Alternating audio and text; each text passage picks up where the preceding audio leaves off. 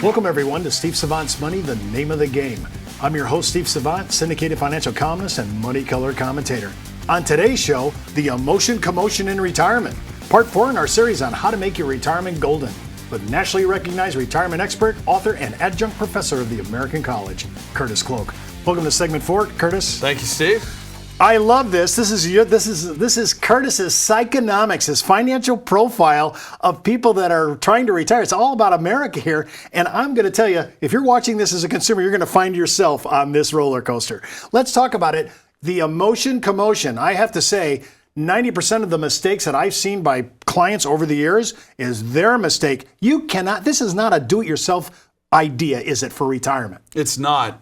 It's not. The reality is that people buy when they shouldn't buy, and they sell when they shouldn't sell. And by the way, pick the wrong advisor. Even advisors buy when they shouldn't buy and sell when they shouldn't sell. They're trying to protect their history of average performance, and sometimes the disciplines that are right for you, but cause them maybe not to be able to report the kind of performance they want to be able to report over time will be in conflict. And so there may be things that drive various individuals from doing different ththings when they're buying when they shouldn't buy and sell when they shouldn't sell. And this is an issue. Well, when I come to the table with a financial advisor, I'm having a little optimism because I'm optimized because I'm with somebody that's going to help me. So what happens as we go up the roller coaster here where we're looking for euphoria, where I can go, I'm done, I have my retirement in golden state, I don't have to worry about it anymore, I don't have to be concerned about it anymore. I'm going up this ladder. I'm meeting with an advisor. I finally got out of my do-it-yourselfer. What am I looking for here? Why do I get in this emotion trap? Well, just think about the last 12 months. Look at what happened over the end of the previous year in 2015 into 16 and where we were in March. And now look at what we're calling the Trump bump, right? We already have people saying, oh my goodness, I've missed it. And they see optimism and excitement, and then there's thrill, euphoria. And that's the point people go, I'm missing out. And so they buy. Where are they buying? Buying high. Buying the top. Right?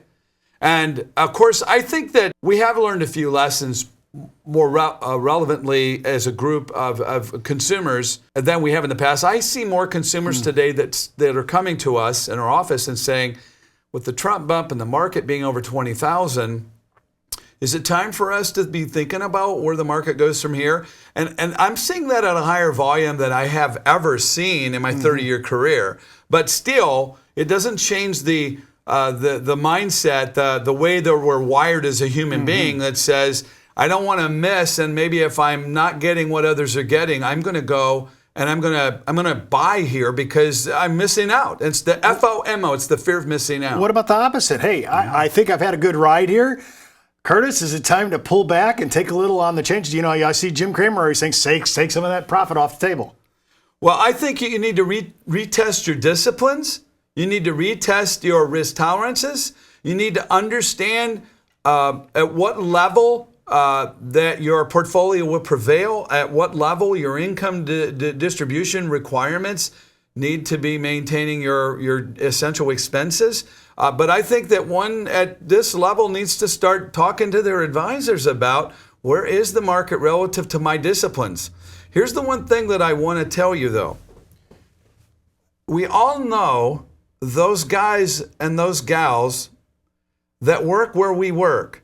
And I see it often, or I hear the stories about the water cooler often, right? Oh, yeah. And there's Charlie. I'll make this up.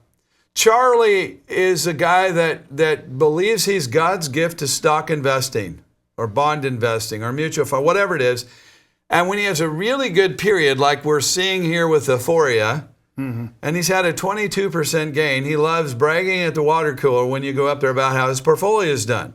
Well, maybe and he's talking about the Russell 2000 index or the S&P 500, some index he's all bragging about. Well, the reality is, if I have disciplines that say, I can't take the lows of that particular index, indice, or whatever it is that Charlie's doing, heck, we don't even know what Charlie's doing. The reality is that when you sit down with your professional advisor and you set the disciplines on what tolerances you could accept over time, both the lows and the highs based on what the averages need to be, I'm going to say that what we establish in our office And let's pretend that I'm talking to Joe and Jane. We're setting Joe and Jane's index. And that's unique to them. There are no two indexes for two couples or individuals alike. So when I hear Charlie bragging, first of all, Charlie's bragging about his upside. You know what Charlie doesn't do? He brags about something else at the water cooler when his portfolio is getting decimated. He's not bragging about the performance he's getting. He's only bragging, and you're only hearing about it when Charlie does well. We don't know what Charlie's averages are, and we don't know what his emotion is based on when he loses. So the reality is, set hard disciplines for a duration of survival of that portfolio based on how long you think you're going to live, and then adhere to the disciplines while verifying and checking out on a regular annual basis whether the disciplines you've established as you're aging and things change continues to be right. That's a very important necessity in order to manage the portfolio. But understand, we're talking about Joe and Jane's index. We haven't a clue what Charlie's index is. So let's get off of what Charlie's talking about, because we have no clue what the losses that Charlie experienced and whether we could emotionally handle it or what would decimate our retirement plan. Yeah, I'm thinking Charlie probably wasn't talking from August 2/15 to the end of the year. Do you do this for your people, though? You're really looking to build a psychological profile, a financial profile for your client. It includes risk tolerance. It includes how long I'm going to live. It includes, can I sleep at night with this kind of exposure? You have to go through the psychonomics of this. Yeah, there's a multiple of disciplines for which we have to ask questions for the psychonomics of our client. And we have to find, and we have to get them to commit, like putting a stake in the ground, a discipline based on science and math and logic and understanding and knowing how they really feel, that says, okay, we're going to pick this discipline, and when we do, we, the advisor base, we're going to stay with this discipline no matter how emotional we might feel on your behalf when markets aren't good. But we're going to believe in the discipline so strongly that we're not going to get into this commotion. Well, I just want to stop you there, Curtis. You even have a problem as an advisor. You cannot impose your emotional feelings on the client. That's what I heard. Well, imagine a pilot flying a plane through a storm, and he's been taught to read the gauges. The planes are rattling and shaking, and everybody's fastening their seat. Maybe a bin comes open because the turbulence is so bad. What if the pilot up front freaks out because of how he's feeling the plane respond?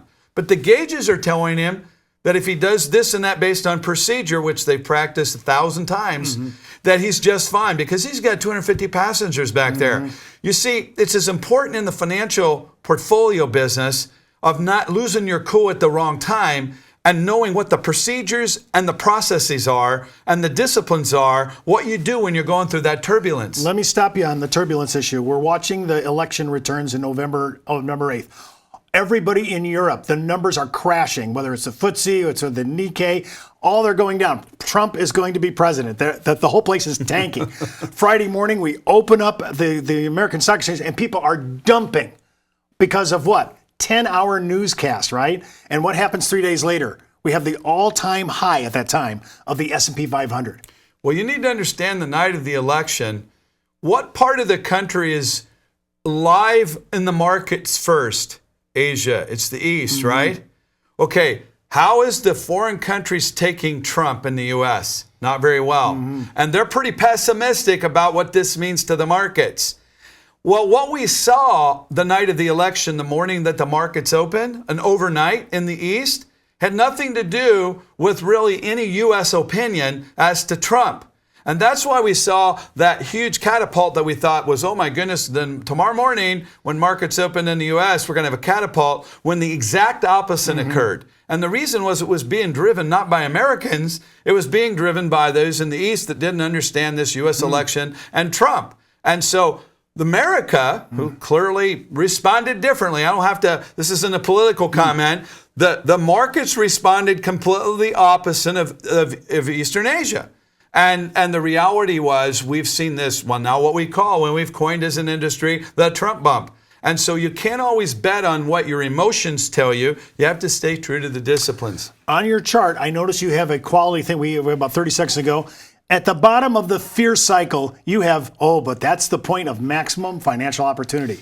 Yeah, Now you this- have to have the courage at the bottom of the rung when everybody's singing gloom and doom. You have to have the courage to buy when everybody's selling. That's a key. But you have to have dry powder at the right time. You have to have capital that's sitting in cash that you can position at the right time. Hey, the key to winning is buying when it's low and selling when it's high. And you got to get over this emotion commotion. You have to have disciplines, and you have to fly based on what the gauges tell you as an instrument-rated pilot. Well, you just heard from the top advisor in the United States about learning how to deal with the emotion commotion and having dry powder, money on the side to be able to jump in for opportunities like this.